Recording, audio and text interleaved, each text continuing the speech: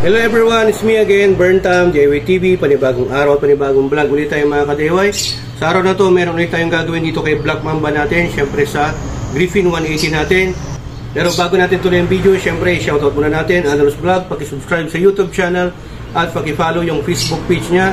At syempre shoutout din natin yung lahat ng followers natin sa Facebook page natin at subscriber natin sa YouTube channel at sa lahat ng Euro Griffin 180 owners. Yan, shoutout sa inyo mga bossing, ride safe always. Yan, di na tayo masyado magtatagal para hindi na umaba yung introduction natin. Ang gagawin natin ngayon ay magpapalit ulit tayo ng panibagong set ng CVT setup natin or panggilid itong Griffin 180 natin. Ayan, para sa mga hindi nakakaalam, naglagay tayo dito ng combination ng bola na broken size 15-16 at yung sa center at clutch spring natin is both 1,200. Kaya lang nung napansin natin nung nag-long ride tayo, pagdating po siya ng basta 80 o 90, 100 pataas, medyo mabibrate po siya mga ka-DIY. Ang vibration po parang dragging po siya. Napansin ko man na may pagbabago kasi dati wala naman to nung stock pa yung panggilid natin. Nung nagpalit ako ng center spring at clutch spring na 1,200, bigla na rin nagkaroon ng dragging. Kasi akong na-experience dati na dragging itong Griffin 180 ko. Nung nagpalit ako ng 15-16 na fly balls at yung 1,200 volt center clutch spring, doon na nagkaroon. So ang gagawin natin ngayon ay mag-experiment na naman tayo kung ano yung pwede natin ilagay. So gaya po ng sinasabi ko, wala pong perfect tuning sa CVT setup or sa panggilid. Depende po yun sa rider, sa bigat ng rider at sa kung anong gusto mo, arangkada or dulo. Kasi hindi mo pwedeng pagsabay ng dalawa. Yung arangkada na may gitna or gitna na may dulo or dulo na may arangkada. Walang ganun. So mahirapan ka talaga. Depende na lang yun sa pag-tune mo. Talagang ano yan, mahaba-habang proseso yan. So tara mga ka-DIY. So pakita ko yung mga binili ko na panibagong set na naman natin. So ayan, bumili tayo ng 1,000 na clutch spring from ECY. Yan, kung mapapansin nyo, pang Mio, Yamaha, pang Click. Same lang yan kasi pagdating sa clutch spring, ano po yan, universal.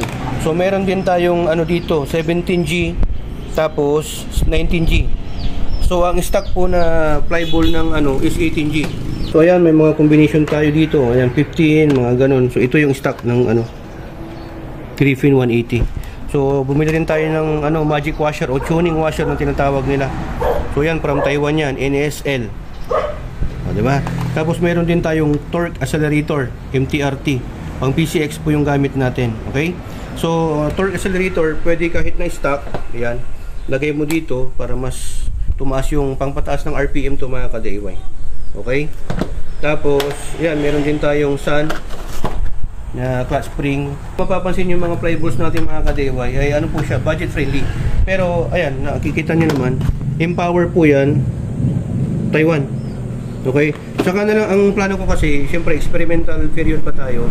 So, or experimental stage pa tayo mga ka-DIY. Hindi ko pa nakuha yung perfect tuning or perfect combination para sa bigat ko. Okay? So, abangan nyo na lang kung ano yung mga ilalagay pa natin sa mga susunod. So, ngayon, ang papalitan ko lang muna ay clutch spring at center spring. So, lahat naman to pang PCX, okay? Honda PCX 160 yung nilalagay natin. So, tara, pagklasin na natin itong ano, pang PCX pala yung ano natin. Crankcase ko.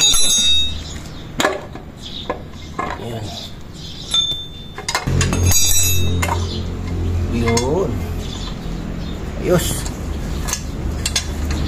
Ito mga ka-DIY, may palatandaan din ako. Kasi ginagawa ko yan para makita ko, malaman ko kung nag-adjust or lumuwag. Ayan. Yan, size 17 mm. Gamit tayo ng impact. Ito yung trabaho natin.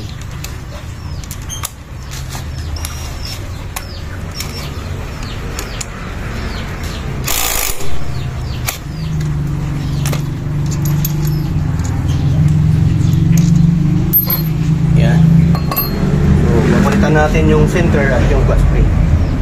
Tingnan muna natin to para matagal natin yung build. Size 21, 24. Yan, gamit natin size 22.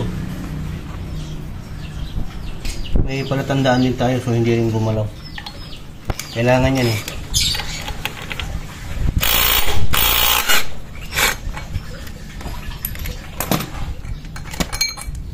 Ayan.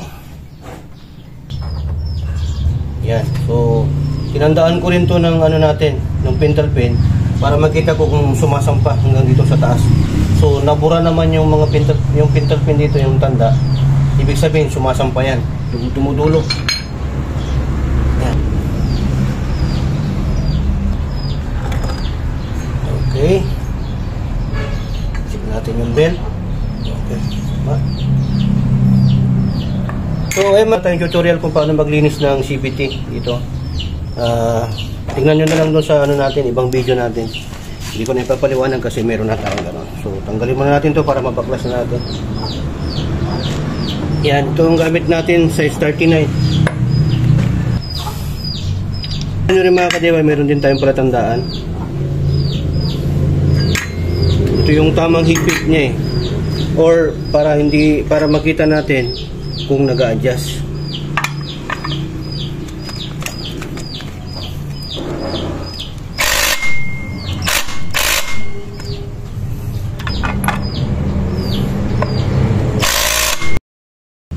So yan, kailangan mong diinan to para hindi tumalbog.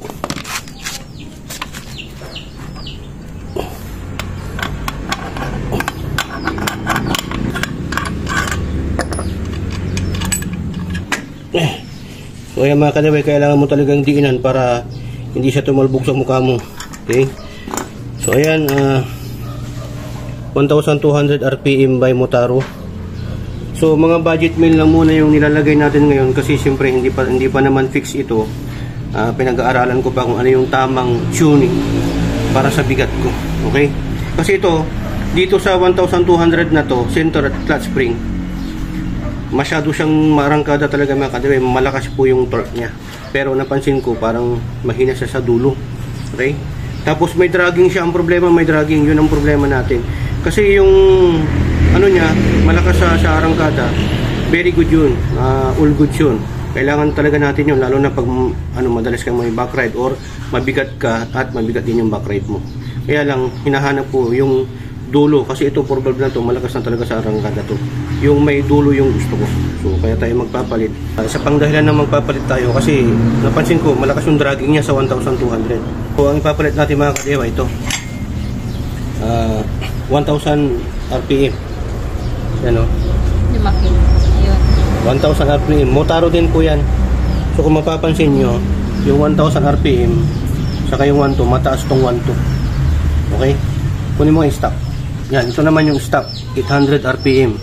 So parang mas mataas pa tong stock kaysa dito sa 1,000 RPM. Kaya lang yung 1,000 RPM mataba, kung mapapansin nyo. Tapos tingnan natin yung tension niya, 1,000 tapos 800. Parang mas malag. Kaliwa na tong pinangaano ko. So yan, niregress na rin po natin siya ng high temp, yung sa roller bearing niya. Tapos yung dito, binuksan din natin. Yung sa female niya, nilagyan din natin ng grasa ng konti. Mas maganda para mas madulas. Yan o. Kailangan niya para madaling bumuka. Yan. Huwag naman sobra, yung tama lang. Kasi kanina parang mag-asal kung napangasinan. Mapuna. Diba? Pagka karoon tayo ng chance, pag hindi pa tayo kontento, i-ano natin to. Pakalkal natin para yung belt talaga hanggang sa dulo. Diba? Yan, lagyan na natin. Papansin nyo naman dito mga ka-DIY, talagang although mas mataas to, yung ano naman niya, yan, yung kapal naman ng spring, kaya parang mas mas matigas. Okay? So lagay natin to. Pagka ayaw pa rin niya, balik natin dito, tapos lagay natin yung torsion enhancer ng MTRT. Dito yan sinasalpak mga ka-DIY, dyan. Tapos nilalagay ng ganyan. Okay? So for the meantime, to muna. Lagay na natin to. Lagay nyo mga ka-DIY, may katabaan talaga yan. Siksik nyo lang. Yan. Kailangan na mailapat nyo talaga dito. Maayos para mas maganda. Nakasentro to. So yan. Okay na. Gagawin natin ngayon. Papalitan naman natin to ng 1,000 yung clutch spring niya. Okay? Bago natin salpa. Bago natin mapalitan yung clutch spring natin, kailangan natin tanggalin to. Okay?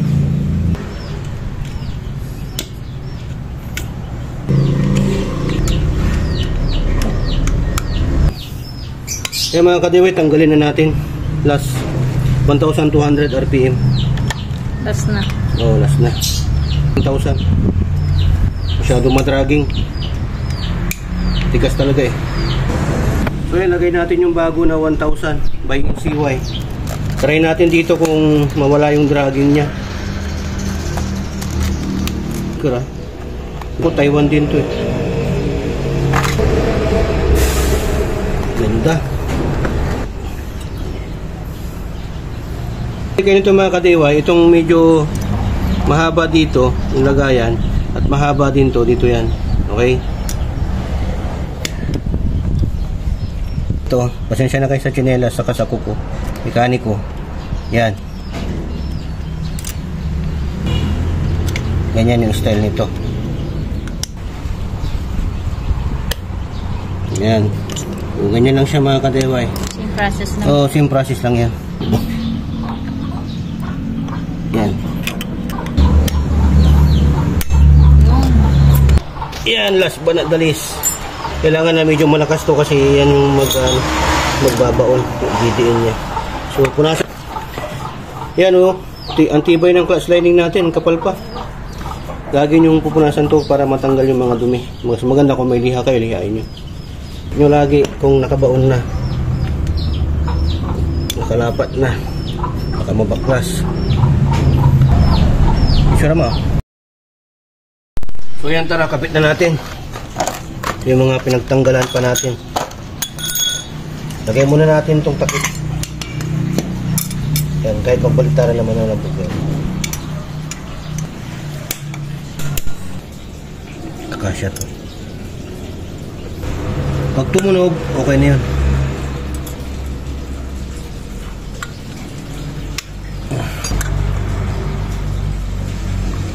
Mapasok, diin nyo lang yung bagsak nito para lumabas yung kanal. Doon siya nahihirapan eh. Okay? So, double check nyo. Kaya na natin. Okay? Saka na natin to ilalagay. Ito, yung torque enhancer. Ang diskarte niyan, merong mga malilit na bulitas to dito. Tapos ito, ilalagay nyo yan para tataas siya. Parang tagtag ikot to. Tapos, ito yung magpapataas ng RPM. Umiikot yan. Okay? So, maganda yung press ng ano niya. Okay. So, both 1,000. Center at clutch spring. Oh, yung bola niya, 15-16 pa rin. Tsaka na lang tayo magpalit ng bola. Ang gagawin na lang muna natin, dito na lang muna. Kasi yung 15-16, ang ganda niya sa arangkada mga ka-DIY. Okay, ito, wag niyong kakalimutan ibalik. Sa Yamaha kasi wala yan eh. Ito, hindi ka mabibitin. Ito lang, gusto ko lang tanggalin yung dragging.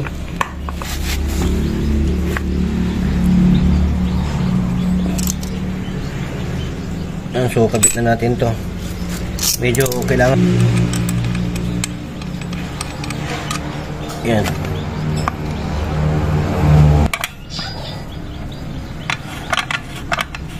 Kailangan sanayin nyo na mag-isa. Tapos itong palatandaan ko dito, dapat papantay siya dito.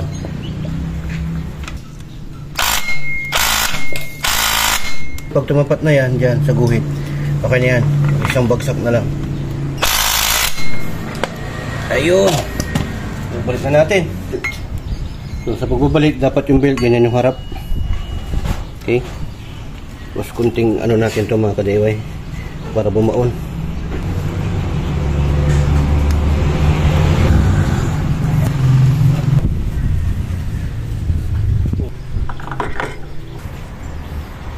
Tapos ito, guguhitan natin. So itong magic tuning washer natin, o tinatawag din na sa ibang kasabihan, magic washer, dito yan nilalagay mga ka-DIY. Yan dito. Yan. Kaya try natin. Pero hindi ko pa ilalagay sa ngayon. Made in Taiwan din po yan. Taiwan lahat ah. Taiwan na lahat talaga. 1 mm saka 0.5 ito. May manipis, may makapal. So ganyan yung strategy niyan. Para mas yung sampa ng belt, masasampa po siya. So, dyan yung nila nilalagay yan. Para meron pang kasampahan yung belt dito, extension niya. Pero sa akin, hindi ko pa ilalagay kasi itatry ko pa na mawala yung dragging. Okay? Tayo. Wala na tayo. Mga kadeway, lalagay muna natin ito. Dry twist, saka natin mahihigpitan dito. Suratan nyo yun. Para makita na naman natin kung sasampa yung belt hanggang sa dulo. Yan. Yan ang technique. Pag nagsi-CVT tuning ka, ganyan yung gagawin mo. Palatandaan na pag nabura to, hanggang dito yung sinasampahan ng belt. Okay, so okay na yan. Lagay na natin. Ito, palatandaan dito mga kadeway. Wala namang gatla dito sa sigunyal or yung parang tuldok na kung saan may gatla din dito na palatandaan. Nakakaiba. Wala. Kasi sa bit at saka sa click or PCX ay ADB meron. Dito naman wala.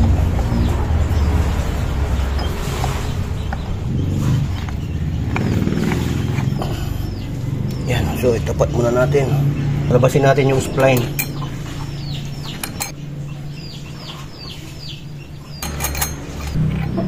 Yan. So dito mga kadeway, ang ginawa ko, hinigpitan ko muna para makita ko na nakalabas talaga yung spline. Para mas kumapit yung bolt yung nut natin dito sa thread ng sigunya. Okay? So ganun yung diskarte dyan.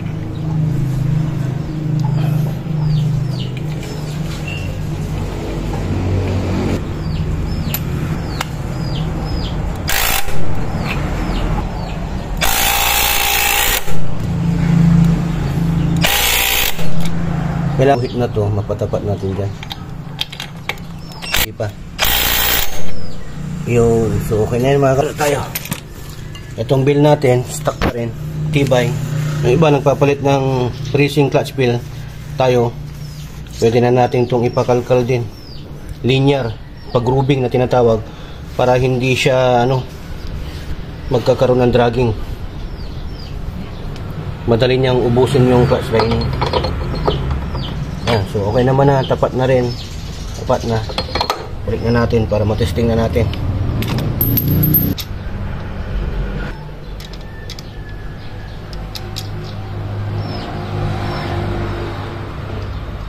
Tapat natin.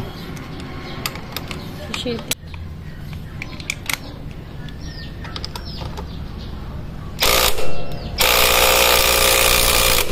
Aman. Yan. Yan. Try.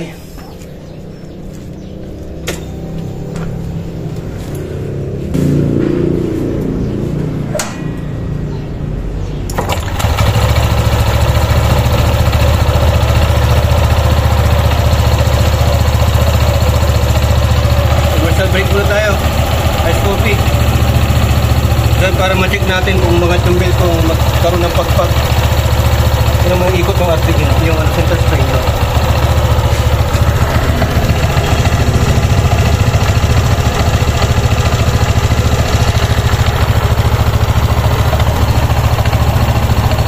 So yan, try natin mga kadeway kung yung palatandaan natin ay maabot niya.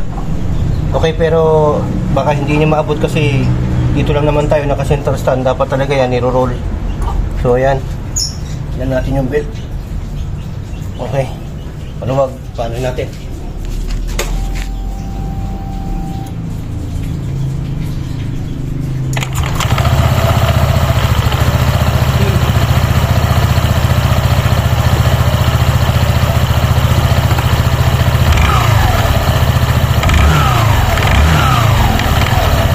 Pakita mo yung sa may buwit ng pinto-pinto.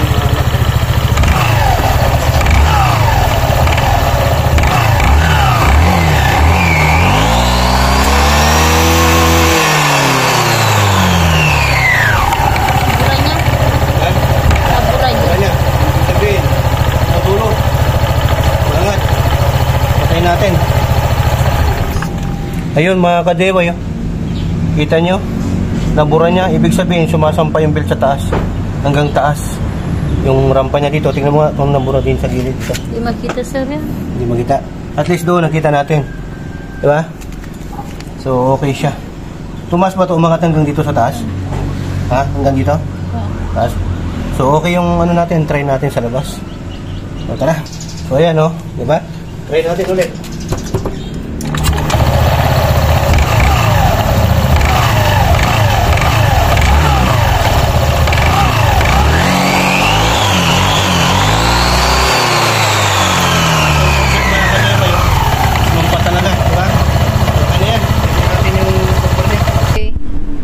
So, higpitan na muna natin tapos testing natin. Obserbahan natin pero short distance lang kasi hindi tayo magpag long ride ngayon. Tsaka na lang yung long ride review niya kung kamusta yung dulo niya. Siguro ngayon maano natin yung sa torque niya. Tapos arangkada. Yan.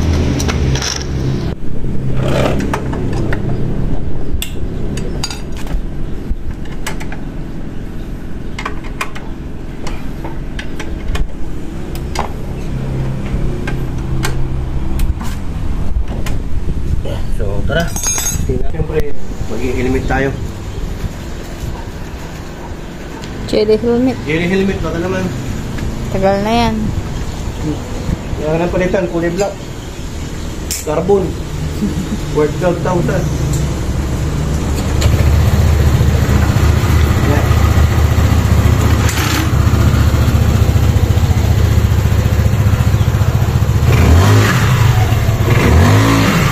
Wow.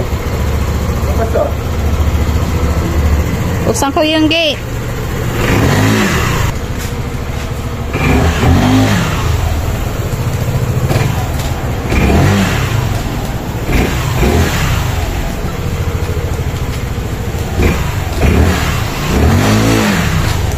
Lumadam pa.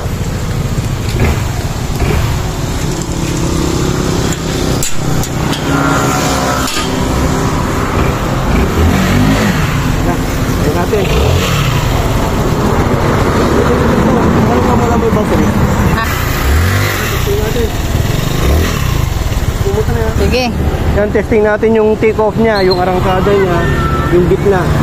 Try natin kung sa isang sa segundo niya, yung sa time niya, kung gano'n niya kabilis kunin yung 0 to 60, 60 to 100. Pero itong dadaanan natin, hindi natin alam kung makaya natin na mag-100 kasi maraming sasakyan. So, antayin natin na maging clear to para safe tayo. Pero medyo nawala yung delay kasi yung sa 1,200 RPM natin na center spring at clutch spring, may delay siya sa accelerator.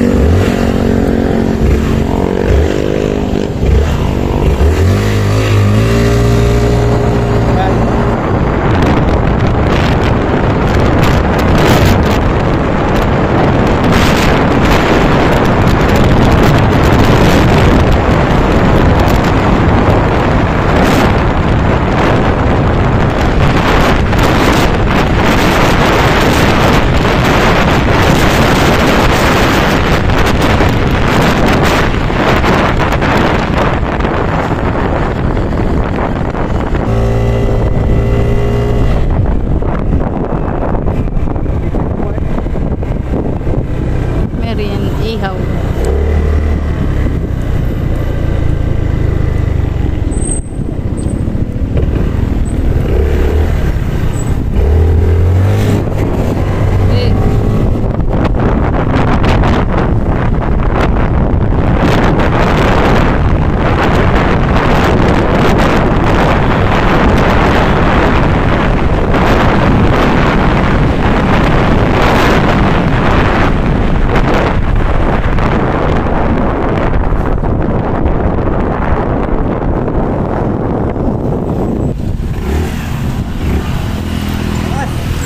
Lakas ng arangkada niya tsaka yung gitna niya. Kayang-kayang mag 100 kaagad mga kadewa. Right, 30. 30 oh.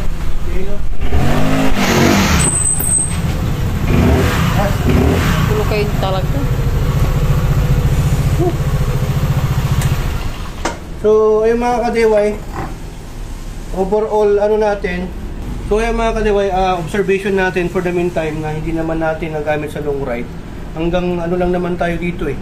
mga 200 to 300 meters. So napa 100 naman natin, kaya lang hindi na natin masyadong sinagat kasi siyempre para sa safety natin. Ayun, nawala talaga yung dragging niya mga kadeway. Ang ganda. Wala na yung dragging, walang vibration, kahit na konting vibration wala tayong naramdaman.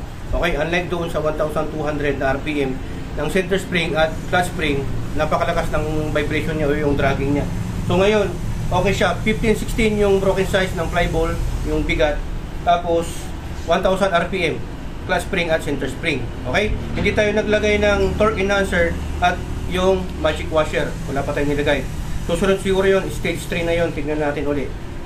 Gusto ko munang matry ito sa top speed pag mag-long ride tayo, i-review natin ulit. So ayan mga kadeway, sa gusto nung yung set na yun, gayahin nyo lang, pero depende sa kilo nyo. Kasi ako 80 kilos, tapos yung back ride natin nasa 60 kilos. Kasi yung bigat ng rider at ng back ride, may binabagay sa tono sa CVT natin. Okay?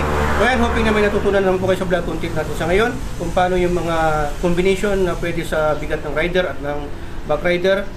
Saka yung link pala kung saan store ko binili yun, lagay ko na lang po sa description below. Kung isa-isahin natin, medyo hahaba ito mga ka-device. Yung ginamit natin, pang PCX 160, inuulit ko, PCX 160 or click, pwede yan. Mga brand na ginamit natin, Motaro, NCY, Sun, mga ganon. Kaya mga ka-DIY, sundan nyo lang po yung process. Ingat lang po kayo sa pag-DIY. Dito sa XPT, dalawa lang po ang meaning ng DIY. Do it yourself at destroy it yourself. Dito sa XPT, natuto ka na, nakatipid ka pa. Yan sa XPT, sharing is Caring! caring. So ay maraming salamat to God be the glory and burn times. Sign off.